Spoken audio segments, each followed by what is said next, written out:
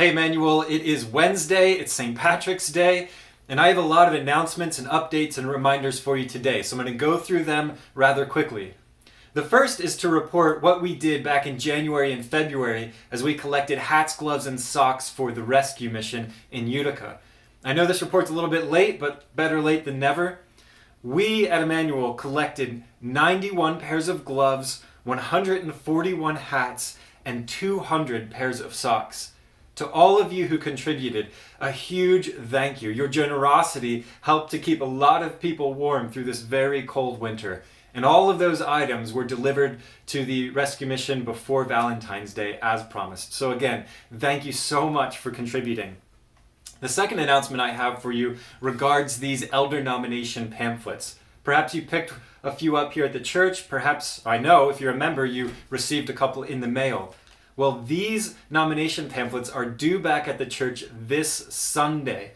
Any pamphlets that come in after Sunday will not be counted, so they need to come in. If you want to nominate a man to serve as elder here at Emmanuel, it needs to come in on Sunday. Now, Emmanuel, so far, only 9 members have turned in these nomination pamphlets. Only 9 members.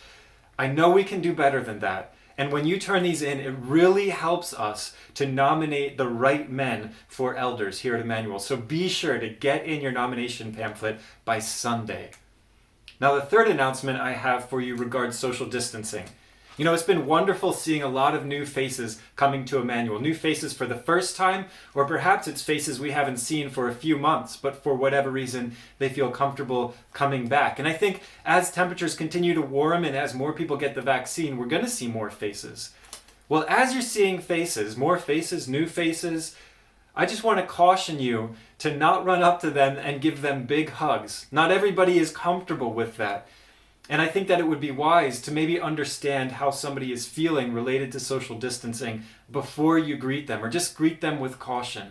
I know that some people have already felt uncomfortable because they were greeted maybe more intimately than they were ready to be greeted with. So think about that as you're seeing new faces for the first time or for the first time in a few months.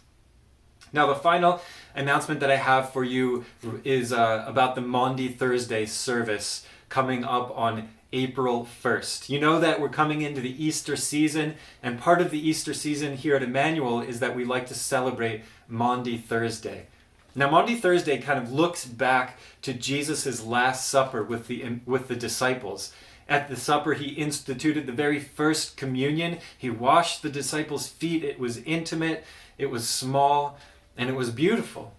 And so we want to remember that through the Maundy Thursday service. We'll worship, we'll take communion together, it will be an intimate setting, there'll be a short message, and I encourage all of you to come out to that service. Again, that's April 1st at 7 p.m. here at the church, and we'll celebrate that last Thursday, that Last Supper that the disciples shared with Jesus. Now, this coming Sunday, as we're continuing through the book of 1 Peter, we're going to be looking at 1 Peter chapter 1, verses 6 and 7. And I want to read these verses to you. In this you rejoice, though now for a little while, if necessary, you have been grieved by various trials, so that the tested genuineness of your faith, more precious than gold that perishes, though it is tested by fire, may be found to result in praise and glory and honor at the revelation of Jesus Christ.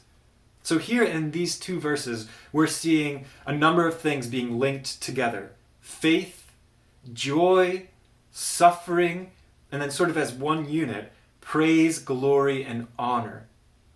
And I want to ask you a question, or more like give you a little bit of homework leading up to this Sunday. And so here's a question. What is it about suffering that would lead to praise and glory and honor? And really, that's your praise, glory, and honor. So again, what is it about suffering that would lead to praise, glory, and honor? The answer to that question is one of the most beautiful and precious and joyful gifts that we have been given in the faith. And I'm excited to dive into that passage with you this Sunday. So I'll see you then. And blessings to you on this St. Patrick's Day.